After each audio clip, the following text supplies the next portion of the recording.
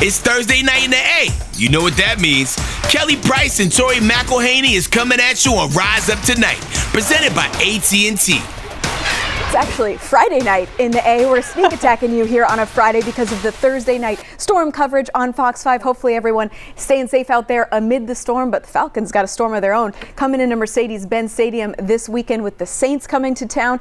They sit at 1-2, the Falcons do. That's actually kind of where I thought they'd be after this 3-game opening stretch, right? Yeah, honestly, I said from go that if the Falcons come out of the first 4 weeks of the season 2-2, that you'll absolutely take that, and I still believe that. Absolutely. The good vibes you may feel are coming from going toe-to-toe with two of the top playoff contenders in the NFC in back-to-back primetime games. Let's huddle up about it, y'all. Let's huddle up with Kelly and Tori on the world of Falcons football.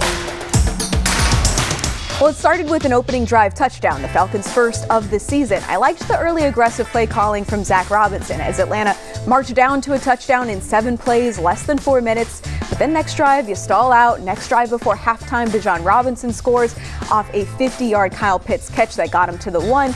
Then some turnovers and no more touchdowns the rest of the night for the Falcons. Kansas City had almost double the time of possession in that first half, roughly 19 minutes to the Falcons' 10. And the Chiefs ended up with a 10-minute advantage in that category once all was said and done. A lot of factors at play there, but what was up with the kind of fast start we saw? But then it kind of fizzled out, Tori. Yeah, so it all kind of boiled down to issues on third down, which we'll get into depth later on. But the simplest of terms, the Falcons' offense couldn't stay on the field while the defense couldn't get off of it. That, along with the Falcons' inability to establish the run, culminated into this stagnant version of an offensive performance that kept them constantly behind the sticks time and time again. And on that opening drive, the Falcons had only 2 run plays, to your point. It was an omen for things to really come in this game. 26 rushing yards in the first half, just 82 overall. After we've talked a lot about how we've liked Bijan Robinson's usage this season, on Sunday night, he averaged 1.9 yards per carry with a 7-yard longest run from scrimmage. And all that started before Atlanta lost Caleb McGarry and Drew Dahlman, who they'll be without for a minute now. That was the ground game struggle, and that was real because of what the Chiefs were doing, but also is it cause for concern? So I go back and forth on the answer to that question. You do have to give credit where credit is due to the Chiefs' defensive front. They were willing to sell out to stop the run, and it worked well for them. But this really isn't new territory for the Falcons. A lot of teams, especially in the last couple of years, have done the exact same things. Previous teams couldn't evolve offensively to account for this because of the issues at quarterback. This team doesn't have that issue, though, so it'll be about the response they have in the pass game to free up the run game moving forward. For the offense to be what they want to be, Kelly, Bijan can't average 1.9 yards per carry, and that's collectively an offensive issue, not just Bijan. Absolutely. And as far as the defense goes, I feel we're kind of a broken record talking about this unit bending and not breaking a couple times, week in and week out. They surrendered no touchdowns week 1 against Pittsburgh. Then this week, they held the back-to-back defending Super Bowl champs to 3 field goals as opposed to 2 touchdowns. And in fact, Tori, through the first 3 weeks of the season, this defense has allowed just 4 total touchdowns. I said it last week and I'll say it again this week. This is a good defense. And a trend we are seeing actively in the first 3 weeks of the season is opposing quarterbacks and coordinators do not want to test the secondary deep. We're seeing a lot of dinking and dunking happening. A lot of the yards this defense is giving up is actually happening on leaky plays. So a quarterback scrambling here, a missed tackle on a screen there. Not really in explosives. But I will say this, as soon as the Falcons defense can tighten up in some of those leaky plays, they're going to take an already impressive group to a new level. Great point. And we've got a heavy dose of defensive guys who killed it with the pregame fits as well. We're walking in, presented by Wells Fargo. How about a little Cowboy Carter action, y'all? Part of me wishes that Lorenzo Carter saved this incredible giddy-up get-up for the Dallas Cowboys game week, but it doesn't make it any less of a yes for me. From hat to cowboy boot toe, it makes me feel patriotic like the Olympics make me feel patriotic.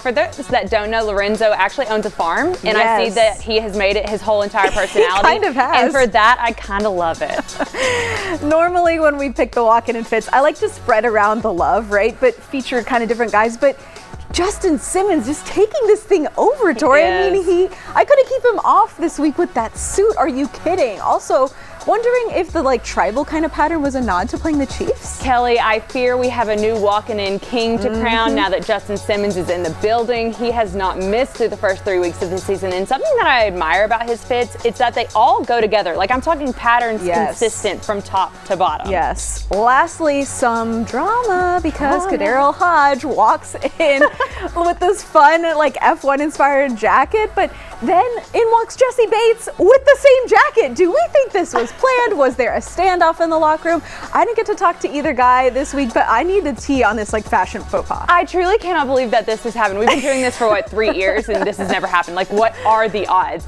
And yeah, I would have loved to have been a fly on the wall when they finally did see each other. I'm just kind of picturing the Spider-Man meme where you're pointing at each other.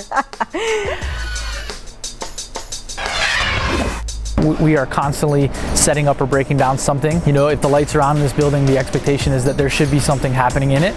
That is the guy who's in charge of all the logistics behind our favorite stadium in the world. It's about to get even crazier for him and everyone at MBS with 4 games in 7 days coming up between Atlanta United and the Falcons this week. We go in the nest with Adam Fullerton still to come. And this week before they take on the Saints, the Falcons go fish. We'll tell you more next on Rise Up Tonight. Let's huddle up with Kelly and Tori on the world of Falcons football. Falcons fans, do you ever wonder what's really on your favorite player's mind? It's time for Question of the Week, brought to you by Zaxby's, Famous Fingers and Sauces. Which Falcon would you choose as your emergency contact? I don't know, man. These hard. Emergency contact. None of them answer the phone. Gotta go with big boy Chris, man. Chris Lindstrom.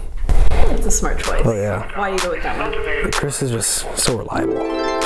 Probably Jesse Bates. If something was going on, I'd be like, yo, Jesse. And then I think he'll be there right away. Yay! Carlos Washington.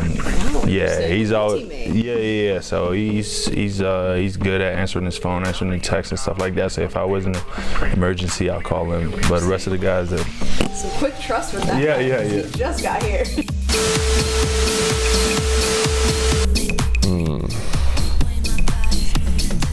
I know it's taking me a long time to answer this. It's not like I don't trust these guys. You know what I'm saying? But I don't know, man. I just like to handle my own business, man.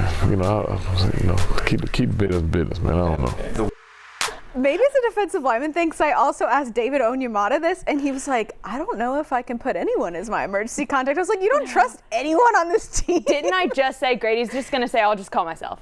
I'm my own emergency contact. That's fair. He's been used to that kind of thing for a while. Yeah. All right, well, Atlanta's offense, 6 of 27 on third downs through 12 quarters on offense so far. Raheem Morris said this week, full stop, we have got to be better on third downs as an offense. You really took a deep dive into this for your notebook this week. Yeah, so I feel like I fell on the sword for everyone at home so that you don't have to. I watched every single third down play of the Falcons season so far in 2024, and what's crazy is that there wasn't a specific reason as to why they're struggling so much on third down, regardless of formation, motion, personnel. It really hasn't mattered. Third down is not working across the board. But here are some of a few trends that I found. The Falcons have only converted one singular third and short play. One. They have only converted 2 third downs in the second half total. However, when they do hit on a third down, it's been big. I'm talking 80 yards on the 6 plays that they have converted, plus 2 touchdowns. So yeah, those are the trends, but I realize it doesn't really explain why third down hasn't been working for this team. In short, there's no singular answer. Something they're definitely going to want to get figured out. Well, at 1 and 2, you're just kind of riding the waves of what the season brings, right? Well, this week, the Dirty Birds were riding a different kind of wave. Time to rise up for Atlanta, brought to you by Truist. On Tuesday, the team hosted its annual Fishing with the Falcons event. Military veterans from Team Rubicon and the Warrior Alliance joined Falcons players and legends on Lake Lanier for a morning of fishing and fun. I definitely come from a family that has military service members, veterans on both sides. I want them to know that, and we want them to know as the Falcons that, we're here to support them. It's called Fishing with the Falcons, but really this event is about them. We always love any chance that we get to come out here and support them and show them that, we got their backs and that we appreciate everything that they've done for us and all the sacrifices they've made for us. Chiefs on the near hash, moving left to right here in the opening period. Snap to Mahomes. Looks right. Going to loop it for the end zone. It's intercepted. Justin Simmons. Holy smokes. Holy smokes indeed. Justin Simmons, the bad guy in all of Patrick Mahomes' nightmares. And we all like that, and we'll tell you why to end the show.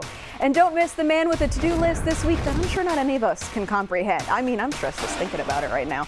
Mercedes-Benz Stadium's VP of Operations goes in the nest next. Welcome back to Rise Up Tonight. Let's head in the nest with Kelly, Tori, and this week's special guest, brought to you by Mercedes-Benz. As you can see, we are on location at Mercedes-Benz Stadium this week for our In the Nest segment. Kind enough to join us on a very busy week for the stadium is Adam Fullerton, the VP of Operations here at the stadium. And tell me about this week, because you have 4 major events, 2 Atlanta United games, 2 Falcons games in 7 days here. Yes, it's a busy week. We are in the heart of our busy season. College football's in town, in season rather. MLS is in season. Falcons are back. This is when we are truly at our best. Absolutely. Yeah. What goes into kind of doing this week? Like, how far in advance do you have to start putting things on the calendar and start getting these balls kind of moving? It's a kind of a fun game we do here. Every year we wait for that NFL schedule and MLS schedule to be released, and we kind of see these weekends coming from months away. We circle them on the calendar. We know that we're going to have probably 2 to 3 of these scenarios where we have some back-to-back overnight work, where it's United and then the following day Falcons. This year was a little bit worse than last year, but that's okay. That means more opportunities for our team. You don't get any vetoing, powers like, hey, can we maybe do this week instead? There's a small ability to kind of dictate schedule based on certain conflicts like that, but by in large part, the league set the schedule with some feedback, and then once it's set, that's it. As we can see here, just when we are actually here right now, you guys are setting up for an event that's coming up. So I think this is a thing that fans don't really realize about the stadium. 365's, a year operation that you guys are putting together here. You're doing events like this. It's not just games. We're one of the busiest venues in the country for sure. Because of our wonderful roof, we become an arena. We are an indoor facility that could and should be programmed almost every day. So we're setting up here on Tuesday for an event Friday, and then we will flip out of that event Friday and really start full steam getting ready back for Falcons game on Sunday. So I think fans see the turf, right? And they're like, well, how hard can the transition be, right? All these games are played on turf. You're not mixing up the surface or anything like that. So give a fan some insight on why these transitions are so hard from like a United game to a Falcons game. Yeah, so our turf, despite all the paint you see on it now, is actually all green. Everything you see on the field is painted. So there are some other venues out there that have some pre-sown lines that are built into the field. Not the case for us. So everything you see out here has to be cleaned and rinsed off in a very kind of specific, particular manner, and then dried, and then repainted for the next event. It takes about 8 hours to paint a football field. A little less time for a soccer field, but usually you're cleaning a football field prior to painting that soccer field, so that the hours matter. You want it to be quality. You need time to properly groom the field, and it's not just the field. That is the base of our business. That's where all the events are played, but it's all the signage, all the decor around the building. It's cleaning the building. You welcome 70,000 people in on a Saturday night, and then at 1 o'clock on Sunday you're bringing people back. That's a whole lot of cleaning that's got to happen in that time. With our zero waste program that we operate here at Mercedes-Benz Stadium through our True certification, that means we're hand sorting all of that trash at our waste dock. We call it our resource recovery room. That's really difficult to do in that short window of time. So that will typically bleed 2-3 days past the event. You kind of stack all those different things on top of each other. It's cleaning our exterior. It's so much bigger than just the field. This stretch that you guys are going to have, these 7 days, these 4 major events, where does this rank as far as, because I know you guys do like the SEC Championship is a hard turnover from you guys for the Saturday and then the Sunday, Falcons 1 o'clock kickoff. Where does this kind of rank as difficulty? This one is tough. We've had a few tough stretches. Even just like the 3-night concerts with Beyonce, the 3 straight nights of Taylor, those take a toll on the staff too. That's guest service, that's security, that's additional police officers that are working detail work. 3 consecutive nights of anything is a challenge. That definitely creates a little bit of burnout by the end of it. This one a little bit different, but it's over the course of a week. You're asking a lot out of your staff, and we ask them to deliver like world-class guest service experience. We want that to be how Mercedes-Benz Stadium is known, and 4 events over a week will test that by the end of it for sure. No kidding. I think one of our hardest ones was New Year's Eve 2 years ago. Oh yeah, with the Peach Bowl. Yep, I remember Peach Bowl, that one. Georgia and Ohio State. If you recall, the game ended right at like the stroke of midnight. Yes, I remember. That's then, right when the field goal. Yeah. And then there's the trophy presentation. There's everywhere. confetti. There's that whole piece. I don't think we truly got a hold of the field till about 2:30 a.m. Oof.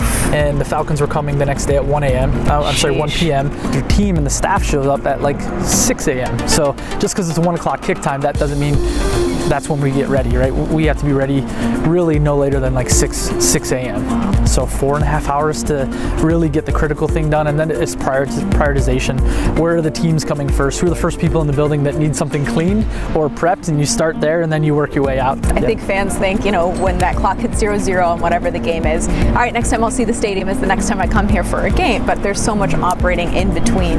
What's the turnaround time normally, quote unquote, for maybe a United or a Falcons game for that next event? I think a comfortable time for us would be 8 hours. Okay. 8 hours to really own the building, have the building with not a lot of distraction, and let us get after it. What keeps you up at night? Is it knowing that there's confetti falling onto your field at a championship game? Is it free hot dogs and now there's hot dog wrappers everywhere? What is it that keeps you up at night knowing, that's going to be a headache to clean up? Yeah, it's usually probably a combination of those. The confetti is always a challenge, right? It's just a difficult thing to clean up. I think safety is something that always comes back and keeps you up a little bit. You want to provide the safest field, the safest pitch that you can possibly provide. So, of course, you'd like more time to do more to that surface prior to handing it over for the next event. And then safety for our patrons and just general cleanliness coming back into the building. You don't ever want to sacrifice our high standards that we have and present the building in a way that doesn't present the way we want it to. But we've never done that, right? We've got an incredible staff that's pretty seasoned. How many people does it take to make that transition from like one game to the next day's game? Yeah, if you can even put a number on it, maybe. You got to think in the food and beverage operation alone. Right. Breaking down a stand at the end of the night, cleaning that stand and then restocking it and having it ready for the following morning. I'd say on the food and beverage side, probably a few hundred people just in that. And then for cleaning the stadium, cleaning the field, flipping all the banners and the decor, you're talking another 400 people easily. Wow. So you're over 1,000 people. Why is it that you are so passionate about it? Like, what is the moment that you kind of have a payoff? There's usually 2 things. Finding the first guest or kid that enters the building with a giant smile on their face. Aww. They're typically running, and you're asking them to slow down. The joy you see on people's face when they come in is definitely one of them. And then it's kickoff. Whatever event, football or soccer, it's that first kick. Try to find a place in the building where you can take that moment in.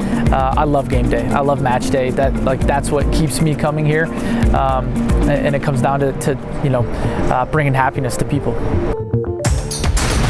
Hey Atlanta, this is Head Crack talking, and you watching Rise Up Tonight, presented by AT&T. Bringing you content all day. Big Kirkle wakes up dripping like this. Cousins with the chain.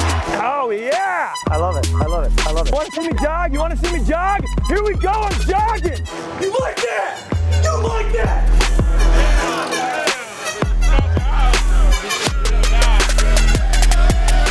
Kirko's chain with the day with the chain will come today, not that day. Sunday night belonged to the Falcons' Pro Bowl duo in the defensive backfield. So this chain dedicated to 3 and 31. Justin Simmons' 6th interception of Patrick Mahomes, 4th straight game picking him off, and also Jesse Bates getting his paws on a few passes. All good.